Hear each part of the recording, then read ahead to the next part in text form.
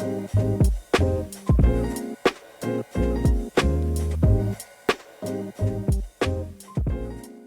was with writers, young writers, 30 years, and I noticed that, for instance, in my generation, if you like one writer, you read the whole opera of that writer. Yeah. So I was surprised to find young writers who said, "Ah, I love that writer," and they were just read one or two books, and they said, "Oh, okay." So I asked them, "Who is the writer that you read the whole opera?" And they were all they quoted all the same, Roberto Bolaño. Okay. Yeah. Mr. Bolaño. Yeah, yeah. This Bolaño is a big writer, probably Of the last course.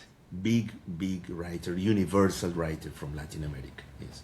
Yeah, and his reputation continues to grow as we speak. On social media, I certainly see younger graduate students and young writers discovering him again and again and again, which Yeah, is which yeah. is I great was news.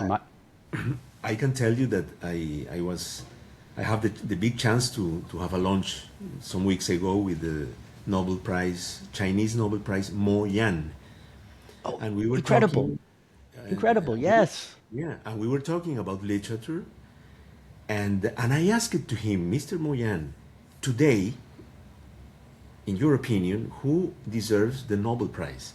And he Yeah. said Roberto Bolaño. Wow. Who, Wow, that's because great. here in China, the all the books, it's something like 18 books of Roberto Bolaño are translated and proposed, and it happens that for a different situation, I was very close to Roberto Bolaño, so I saw that he was so. He was he was very happy to talk about Bolaño.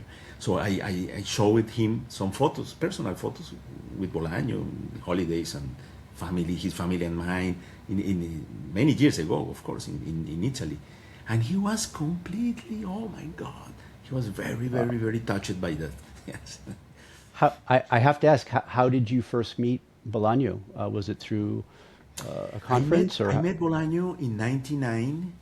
We were both invited a publisher house to write about one city. So they just before the change of century, you know, the Mondadori. I remember it was Mondadori. Uh, invited a group of writers, of different writers from Spanish and Latin America, from Spain and Latin America, and then the proposal was very interesting. He said, "Go to one of these cities," and they had a list of cities, "and write about Mhm. that city." Yeah. So I incredibly, I chose Beijing. Okay. Because I said is one city that I want to know, so it is Yeah. it is the opportunity to do. And Roberto chose Rome, so he came to Rome. Okay. So we haven't met, but he wrote me, said, I know that you live in Rome and I am going to Rome, so can you help me just to have an accommodation? And I was, well, in that moment, Bolaño was not very popular in the readers, but he was very popular between writers. So Yeah. when I received that email from Roberto, I was shocked. For me, it was like receive an email from Thomas Mann or something like this. Right. And I said, of course, Roberto, but come to my place, come to my house. And he said, no, because I should go with my wife, who is pregnant, and my son.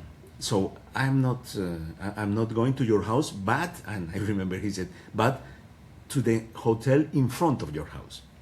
So he came to Rome, and we spent like 15 days. Every day it was so. It was marvelous, and then it was like not only he and me, but my wife, his wife Alexandra, and then it was like two families, and then we went to Civitavecchia. We were around. we do a lot of we did a lot of things together, and then after that, we have been very, very close friends until his death. I was 10 days, 12 days in Sevilla, just 3 weeks before he dies. It was an amazing surprise for me, because I have been with him for 10, 12 days in Sevilla together. We spent together, and then 3 weeks later he was dying. It was very, very sad. Yeah. So I met Bolaño in that circumstances. Yeah. Amazing that you had both.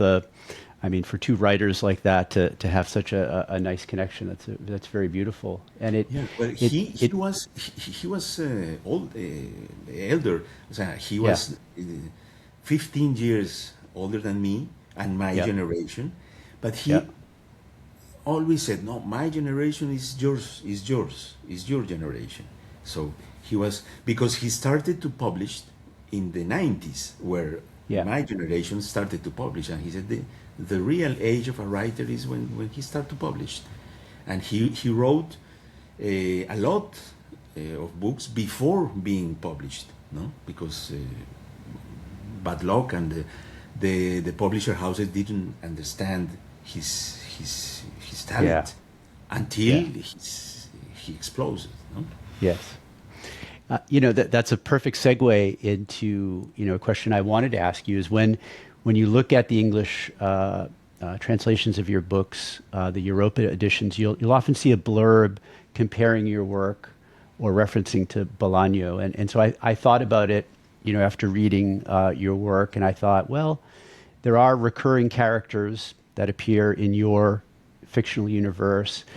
A lot of the characters in your novels have a connection to literature, as they do in Bolaño's. And then there was one that really stood out to me. I'm just curious, your thoughts is in Night Prayers, when the Manuel, his monologue, where he recounts his youth and wanting to get close to reading and literature and to be a bohemian, I couldn't help but think of the Savage Detectives, and the very first monologue in that. I'm trying to remember the character that it was Juan Garcia Madero of the Visceral Realists. And there was a hypnotic quality to a Bolaño monologue. And I think that's one of your great strengths, is that your first person narrative monologues, there's a real hypnotism that you get pulled along. And I guess you just told us of your personal connection, but professionally, how does that sit with you? To think about your work in Bolaño. Yeah, I think this is a characteristic that comes from literature more, from before. I think also Bolaño gets into a tradition of that kind of situation. A young writer who is trying to make his first weapons in the world of literature. This is a long tradition there are masterpieces in Anglo-Saxon literature. It's Stephen Dedalus of James Joyce and some others. But in the Latin American world, no, the novel of the young artist, the young artist is James Joyce again. But that novel has been written from a lot of writers. No, the atmosphere of the young people writing poetry, in the case of Bolaño, or starting to write novels and fighting against destiny, world, and trying to open a small place for him as a writer. This is something very. I like so much that issue, because it's very, and I like to see how different writers. For instance, in Thomas Mann, we have that also in Dr. Faustus with a musician, but it's how an artist starts from zero and then goes ahead. Somerset Maugham in all the Yeah. traditions, we had this image of the writer or the artist from zero to the achievement. Vargas Llosa, for instance, has one of my favorite novels, which is not one of his most popular, is the Aunt Julia and the Script Writer. And if you see that novel, it's exactly that. It's a young Vargas Llosa, speaking, writing in first person of himself, and just telling his own story, how he was trying to become a writer, and it's full of other histories, and it's a marvelous, it's a beautiful. And of course Proust, right? Proust would be the classic example Proust in the is French behind tradition, right? all- yes, of course. Yeah, right. Proust is behind all. So this is Yeah. now in Spanish we use in the criticism the word autofiction, but it's Yeah, like same something here, very yeah. popular in the 90s and 21st Yeah. century. And I said, and Proust, Proust is autofiction way before, no? Yeah. So, but of course, Bolaño is there. Bolaño is in that tradition, but Bolaño was also very influenced by Cortázar. No, he even if Bolaño in the form is very classic, no, his all these plays with the literature and all these amusing changes of narrative, etc., coming from Cortázar, he was very, and he liked it so much, that kind of writers, no, the writers who were a little bit outside. Yeah. Because for Roberto it was very important also the life of the writer, and actually he influenced a lot of young people, not only as writer but as a way of living, as a way of life, if you want to be that kind of writer. So he was always with an outfit, with his long black coat. He was like a punk rock figure. Yes, exactly. Yeah. Yes, kind of, I don't know, like that kind of singers that has this outfit and this Exactly. special. Yes. Yeah. So Bob Dylan, I don't know. So Right. Roberto was like this, because for him was very important that conjunction. As I told you before, every writer invents literature in his own way, no, and he was very strong on that. And then something which is very important is how he described these young people and the love of the teenage years for the poetry, and that's beautiful. It is. That's for me the point for Bolaño. Yeah. And I love Savage Detectives. For me is a masterpiece. Oh, to this day, when I hear Mexico City, I feel a love for Mexico City, and I've never been. You can't criticize Mexico City for me, because it'll always be these young idealistic poets finding their way. In the Bucareli Avenue.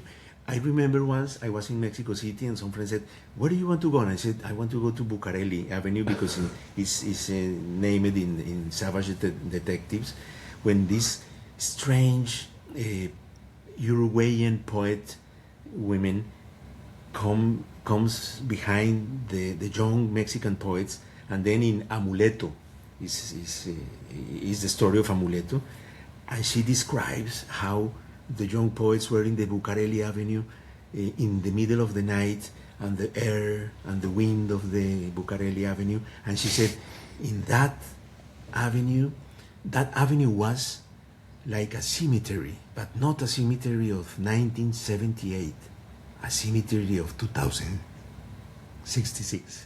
Thank you for listening to the podcast. To keep up with my interviews, please subscribe to this YouTube channel. You can also go to Substack and sign up for a free literature and geopolitics newsletter. Every week you'll get articles by me on literary taste, current affairs, and history's curious turns. Thanks again for watching.